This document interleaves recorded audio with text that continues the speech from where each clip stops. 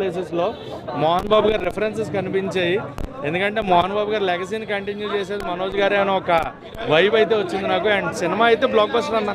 రెండు కూడా ఈ వారం రిలీజ్ అయిన రెండు సినిమాలు అద్భుతం. ఈ రెండింటిలో దేనికి వెళ్ళాలని ఫస్ట్ మీరు దేని సజెస్ట్ చేసుకుంటారు? మీకు ఏది టికెట్ దొరకపోతే ఇంకో దానికి వెళ్ళిపోండి, ఏది దొరికితే దానికి వెళ్ళిపోండి. ముందు ఏదైనా రెండు చూసేయండి, రెండు చూసేయండి. ఈ రెండింటితో పాటు ఇంకొక బ్లాక్ బస్టర్ సినిమా కూడా లిటిల్ హార్ట్స్ ఉంది, అది చూసేయండి. మనకి టీఎఫ్ఐకి మంచి రోజులు వచ్చేసినాయి.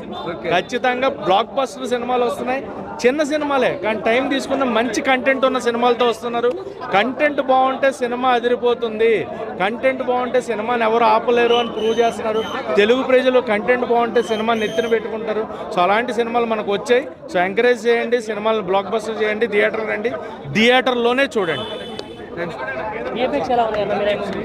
మిరాయి విఎఫ్ఎక్స్ అదిరిపోయిందన్న. విఎఫ్ఎక్స్ కానీ మనోజ్ అన్న పెర్ఫార్మెన్స్ కానీ అసలు ఓవరాల్ సినిమా నాకైతే పీక్స్ అనమాట.